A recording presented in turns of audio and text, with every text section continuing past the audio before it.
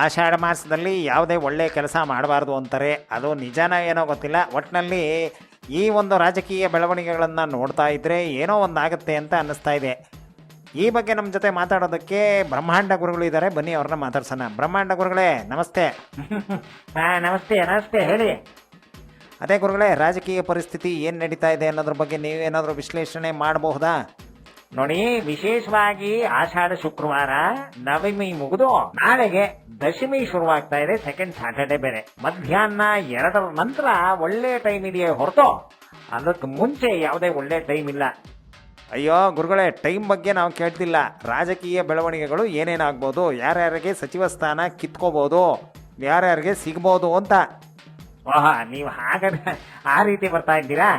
ಸರಿ, ನೋಡಿ, ನನಗೆ ಬಂದಿರೋ ಮಾಹಿತಿ ಪ್ರಕಾರ ಈ ಬಾಲಕೃಷ್ಣ ಇದಾರಲ್ಲ, ಮಾಗಡಿ ಶಾಸಕ, ಬಾಲಕೃಷ್ಣ ಅವರ ಸಚಿವ ಖಾತೆಯನ್ನ ಕಿತ್ತು ಈ ಕಡೆ ನಮ್ಮ ವಿಜಯನಗರದ ಕೃಷ್ಣಪ್ಪನವ್ರು ಇದಾರೆ ನೋಡಿ, ಅದೇ ಲೇಔಟ್ ಕೃಷ್ಣಪ್ಪ ಅಂತ ಕರೀತಾರಲ್ಲ, ಅವರಿಗೆ ಖಾತೆ ಕೊಡೋ ಎಲ್ಲ ಸಂಭವ ಇದೆ. ಓ ಹೌದೌದು, ನೀವು ಹೇಳೋ ಪ್ರಕಾರ ಅವರು ಸೀನಿಯರ್ ಇದ್ದಾರೆ, ಹಾಗಾಗಿ ಅವ್ರು ಖಾತೆ ಕೊಡ್ತಾರೆ ಅಂತನಾ? ಕರೆಕ್ಟಾಗಿ ಹೇಳಿದ್ರಿ ನೋಡಿ. ಈ ಆಷಾಢ ಮಾಸದಲ್ಲಿ ಕೆಲವು ಒಳ್ಳೇದಾಗತ್ತೆ, ಕೆಲವು ಕೆಟ್ಟದಾಗತ್ತೆ. ಪಾಪ ಆ ಬಾಲಕೃಷ್ಣ ಇದಾರಲ್ಲ ಮಾಗಡಿಯವನು, ಅವನ್ ಯಾಕೋ ಗ್ರಹಗತಿಗಳು ಚೆನ್ನಾಗಿಲ್ಲ ಅಂತ ಅನ್ಸುತ್ತೆ. ಹಂಗಾಗಿ ಅವನಿಗೆ ಸಿಕ್ಕಿರೋದನ್ನ ಕಿತ್ತು ಈ ಕಡೆ ಕೊಡ್ತಾ ಇದ್ದಾರೆ. ಮತ್ತೆ ಡಿ ಕೆ ಶಿವಕುಮಾರ್ ಅವರು ದೆಹಲಿಗೆ ಹೊರಟಿದ್ದಾರೆ ನಾಳೆ ಅಂತ ಸುದ್ದಿ ಬಂದಿದೆ ನಮಗೆ.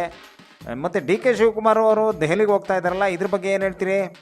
ನೋಡಿ, ಅವರು ದೆಹಲಿಗೆ ಹೋಗೋದು ಬೇಕಾಗಿರಲಿಲ್ಲ. ನನ್ನ ಕೇಳಿದ್ರೆ ಅವರು ಒಂದು ವಿಶೇಷವಾದ ಪೂಜೆ ಮಾಡಿಸಿ ನನ್ನ ಕೈಯಲ್ಲಿ ಇಲ್ಲಿ ಬಂಡಾಯವಿದ್ದಿರುವಂತ ಶಾಸಕರು ಅಸಮಾಧಾನಗೊಂಡಿರೋರಿಗೆ ಒಂದೊಂದು ತಾಯ್ತ ಮಾಡ್ಕೊಡ್ತಿದ್ದೆ.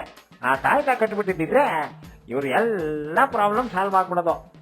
ದರಿದ್ರ, ಯಾರು ನನ್ನ ಮಾತು ಕೇಳೋದಿಲ್ಲ. ಆಮೇಲೆ ವಿಧಾನಸೌಧದ ಮುಂದೆ ಒಂದು ಕಂಬ ನಿಲ್ಲಿಸ್ಬೇಕು. ಕಂಬ ಯಾಕೆ ಗುರುಗಳೇ ವಿಧಾನಸೌಧ ಮುಂದೆ? ಅಲ್ಲೇನು ಮಲ್ಲಕಂಬ ಮಾಡೋಕ್ಕಾಗತ್ತೆಯೇ? ನೋಡಿ, ಆ ರೀತಿ ಅಲ್ಲ, ಒಂದು ಅದೃಷ್ಟದ ಸಂಕೇತ ಅಂತ. ನನ್ನ ಮಾತು ಯಾರು ಕೇಳೋದಿಲ್ವೇ? ಈಗ ಅನುಭವಿಸ್ಲಿ. ಏನೋ ಅಪ್ಪ ಗುರುಗಳೇ, ತುಂಬ ನಮಸ್ಕಾರ, ತುಂಬ ಧನ್ಯವಾದಗಳು ನಿಮಗೆ.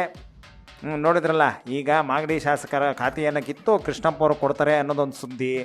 ಇನ್ನು ಈ ರಗಳೇನೇ ಬೇಡ ಅಂತ ಡಿ ಕೆ ಶಿವಕುಮಾರ್ ಅವರು ಡೆಲ್ಲಿಗೆ ಹೋಗ್ತಾ ಇದ್ದಾರೆ. ಸೊ ನೋಡೋಣ, ಡೆಲ್ಲಿಗೆ ಹೋಗಿರೋದ್ರಿಂದ ಅಲ್ಲಿ ಏನು ಈ ಸಮಸ್ಯೆಗಳಿಗೆ ಪರಿಹಾರ ಸಿಗ್ಬೋದು, ಮತ್ತು ಸಚಿವ ಸಂಪುಟ ಪುನರ್ರಚನೆಯ ಕಗ್ಗಂಟು ಬಗೆಹರಿಬೋದಾ ಅನ್ನೋದನ್ನು ಕಾದು ನೋಡೋಣ. ಇಲ್ಲಿಗೆ ವಿನೋದ ವಾರ್ತೆ ಮುಗೀತು.